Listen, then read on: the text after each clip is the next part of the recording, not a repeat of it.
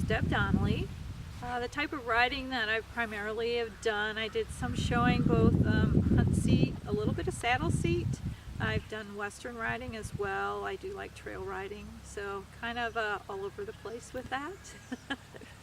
And the reason I love horses is I was born that way. I really don't know. There was no one in my family who was interested in horses, but gratefully my father recognized that it wasn't something I was going to grow out of, which was what my mother was hoping. I like a horse that I can put a halter and a lead rope on and throw a leg over them and ride them down the road. So I look for horses that have been there, done that a little bit, and that primarily comes from when I was looking for horses for my girls. I just wanted something that was just really steady. I could put the rest of it in there. I just want a horse that's just really solid in that area. I don't know that there's been one particular horse. I talk a lot about, we had a large pony. He only made pony by like 1/4 of an inch. His name was King Tut, and he taught us all an awful lot about what a good horse is and how much fun they can be. I started riding when I was about 12 years old. We were living in New Jersey, and my dad bought me lessons at a stable where there was a certain time and you paid your money and then they assigned you a horse, and it was a beautiful stables in the Watchung Mountains in New Jersey that had lots of trails. And I still remember, even though you think the East Coast is kind of populated, they have lovely, beautiful horse trails that you can ride on, and that was really fun. It's probably not me riding so much as if I go back to a couple of things, mostly through my kids.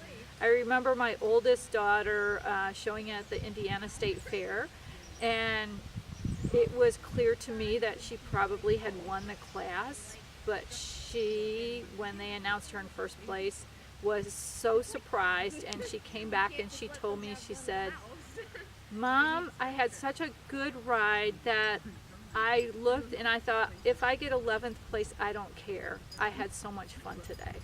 And then my youngest daughter with her pony, she would show him in Hunter Hack, and we hadn't ridden him over fences because he had some lameness problems at that point, and him going around the ring and all of a sudden seeing the jump and pricking his ears up.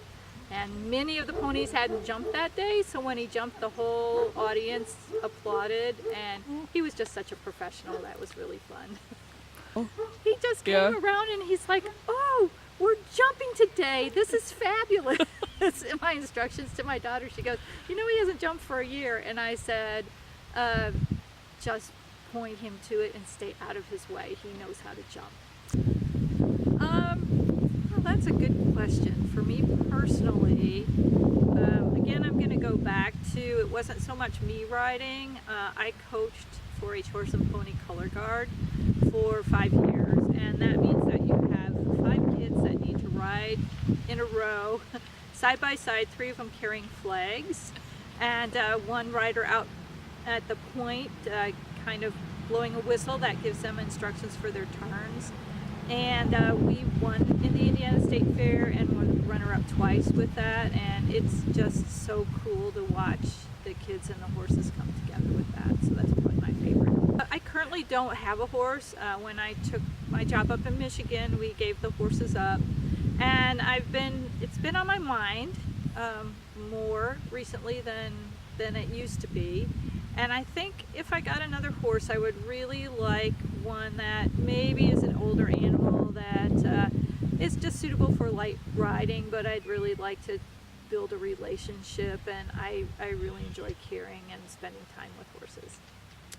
I would love to go out to Colorado, out west, and do some riding, some really serious trail riding. I worked for a horse vet for 12 years, and we would have clients that would do these wonderful trail rides in all these really amazing places. So I think that's what I would love to explore, is going out and doing something like that.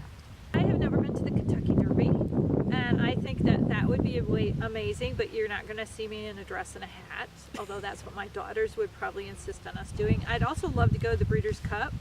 I do love horse racing, and I do love watching horse racing, so I think that would be really fun. And other than that, maybe attending an Olympic event sometime would also be really cool. That's a good question. Because right now it's just been various friends have taken me to their barns. I'm kind of haven't explored that much in Michigan. We had a really nice barn that our last barn that we had our horses at in Indiana was actually a roping barn. So the owners did team roping, which is a really cool group of people because there's a lot of family oriented, very much camaraderie. So that was always it just was a really fun place to go every day.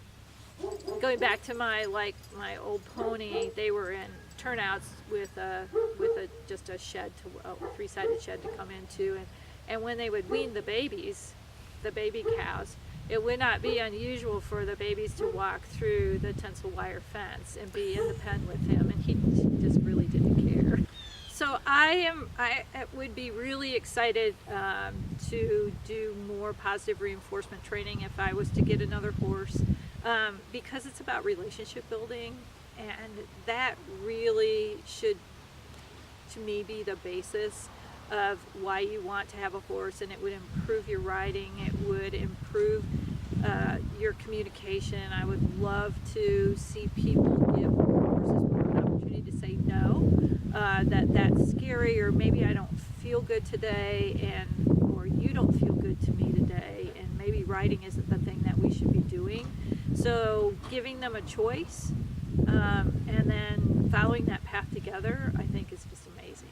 So I think that there's a big fear when you're going to give your horse food from your hand, that the horse is always going to be mugging you or start biting, and I think it's legitimate. They're a large animal. You definitely don't want them to think they can walk all over you. But the important thing is if you're going to teach an action, you need to teach the opposite action as well. So if you're going to teach a horse to come to you to get a treat, you're going to also have to teach them to move away or to back up. And that's going to give you that balance. It's also really important that you have a plan, I think, where you can find 2 or 3 behaviors that you're going to work on, whether it's simply something as simple as lowering a head or turning one way or another, or standing on a mat or something like that. Once you start using food, if you have a repertoire of behaviors that your horse can make a choice of, if the only choice they have is coming and getting the food and mugging you, because let's be honest, we all like to give our horses treats, and sometimes we aren't really careful about what that looks like or how that occurs. And give yourself some other things that they can try so they can earn those treats instead of just expecting them because you're standing in front of them and it's happened for them. Frustration comes on both ends, so it can come on the handler end and on the horse end. So if they're really getting pushy, they may be frustrated because they don't understand what you're asking them to do. And in traditional horse training, then it tends to get aversive. You pull on the lead, you may go to using some sort of punishment to keep them from coming at you. And I understand why people do that, because it's a large animal and you don't want to get hurt.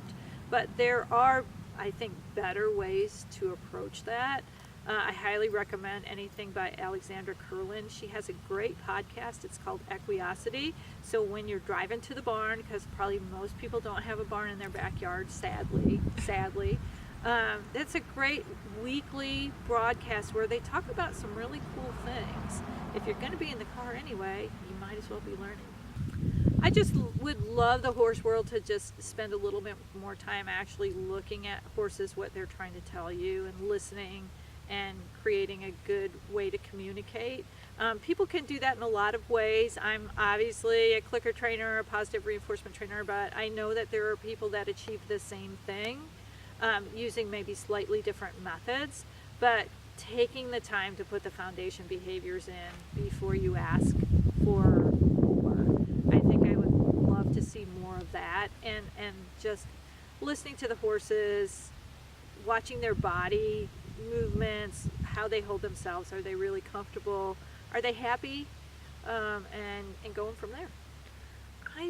What I love about horses now, this is kind of funny because it's not just about horses. First of all, I will say horses teach you that no matter what the weather is, you have chores that you have to do and they need to be done. And actually, I think that's a really important lesson that a lot of people who don't have horses don't recognize, because most of us don't have, you know, the means to have our horse all ready and pretty for us, and we step on and step off. And so everything that goes with it, I think is a great life lesson, that no matter what kind of life throws at you, you just roll with it. I would just say enjoy it. Remember that there are lots of people who would love to do this and they can't. And it's precious time. And you never know from day to day what's going to happen. So enjoy that moment, especially in the fall like this, on these beautiful days where the bugs are pretty much gone and you have these moments. Go out, do it. Don't wait.